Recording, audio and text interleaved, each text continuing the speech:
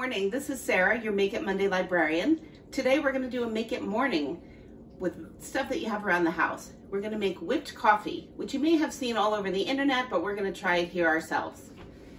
What you need for this recipe: 2 tablespoons of instant coffee, 2 tablespoons of sugar, 2 tablespoons of hot water. Sounds great.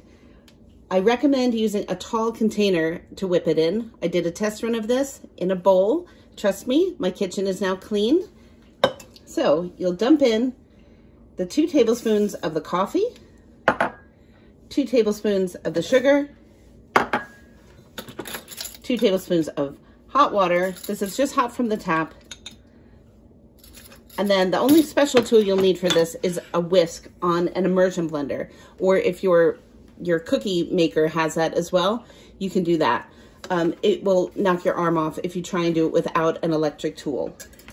And then you just whip, whip, whip, whip, whip, whip, whip forever. You can see it changing right now already. I'm just gonna hold it so I don't knock it over.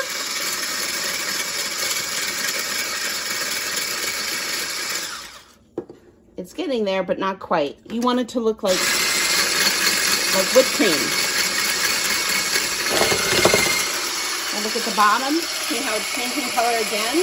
Getting lighter and lighter. It's like magic. I did this last week again as a test run. I steamed some milk to put it on. My daughter put it on some cold milk, and she said it tasted like melted ice cream, and it was terrific. Bing, that's it. Look at that. Can you believe coffee can do that?